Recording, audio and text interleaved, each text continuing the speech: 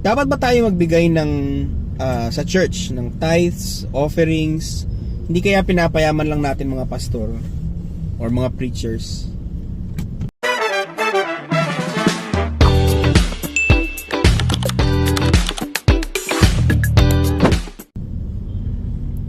Shalom everyone, welcome back.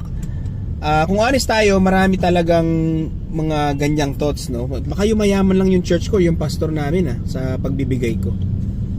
Lalo na kapag may nakikita kang mga scandals or may naririnig kang church leaders na mukhang sobra na yung lifestyle. Kaya understandable kung may hesitation. Bakit pa ako magbibigay? Saan ba talaga napupunta yung pera ko pag nagbibigay ako sa church? Pero ang mas importante is hindi yung may abuse ba, kundi ano ba talaga sinasabi ng Bible tungkol sa giving. Yun ang importante. So let's start with this verse, 2 Corinthians 9:7.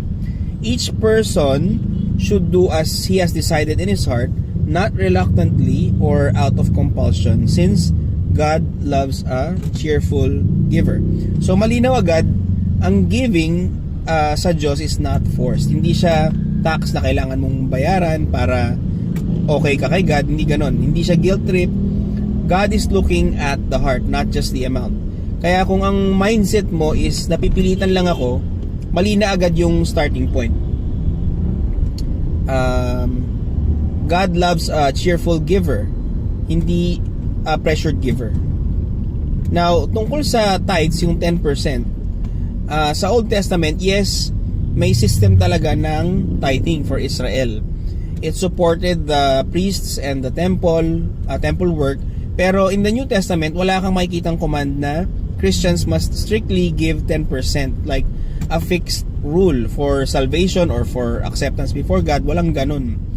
Instead, ang emphasis is generosity, willingness, and faith. So hopefully yung mga pastors natin hindi pinipreach na kailangan mo magbigay ng 10%. Hindi yan competition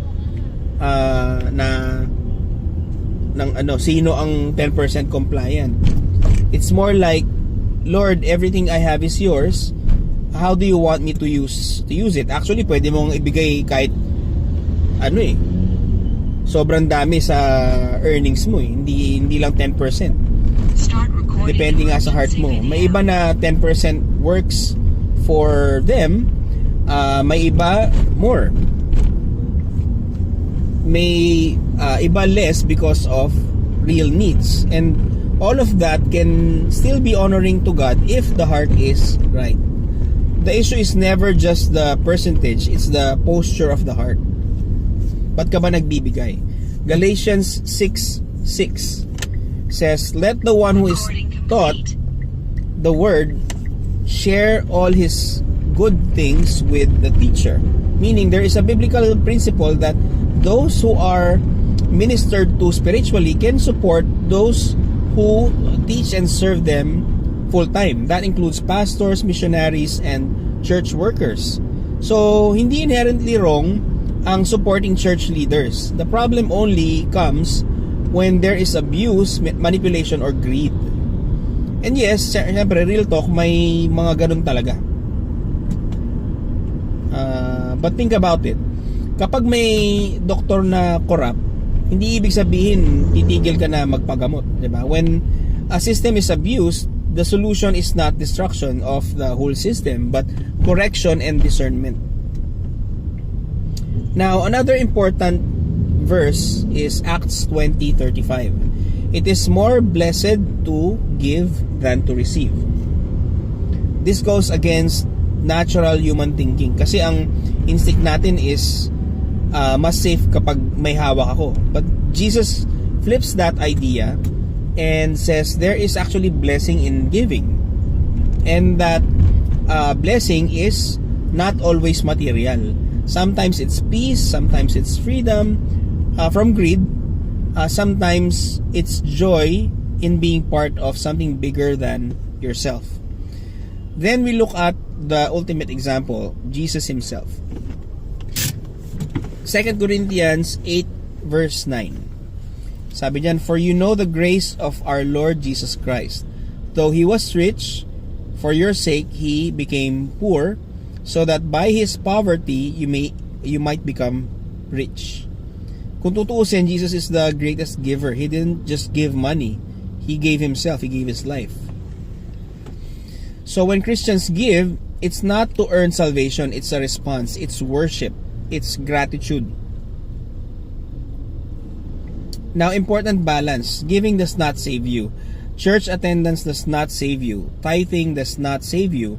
Only Jesus saves. Dati kasi may karamihan sa atin, ako, being one of the people na akala ko noon pag mas nagbibigay ako sa church or sa simbahan, mas na-earn ko somehow yung favor ni Lord for me. Hindi ganun. No. The right heart posture is you would give because you want to worship the Lord. You want to honor Him with your finances. Yun dapat ang posture mo when you give.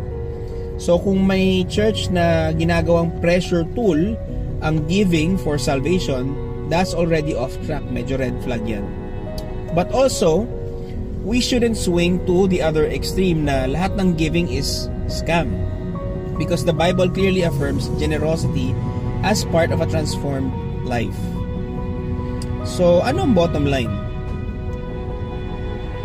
Give wisely, give freely, give cheerfully, and give with discernment. Don't give because you're forced. Parang love lang yun, hindi pwedeng pwersahin. Don't refuse to give because of fear. Give because you trust God, you love God, you want to honor God with your finances. Yun lang. Maraming salamat sa pakikinig and sana nakatulong yan para mas malinaw ang perspective natin tungkol sa tithes and offerings. Let's not base our faith on the failures of people but on the truth of God's Word. Let's pray muna. Lord, thank you for everything you've given us. Tulungan mo kami na maging wise and generous at the same time. Protect our hearts from greed and also from distrust. Teach us to honor you with what we have and to trust you above everything else. In Jesus' name, Amen. Yun lang po. And again, if this message has blessed you, please like and share. And remember to turn from your sins. Trust in Jesus alone for your salvation, not in your good works, and He will transform your life. God bless everyone.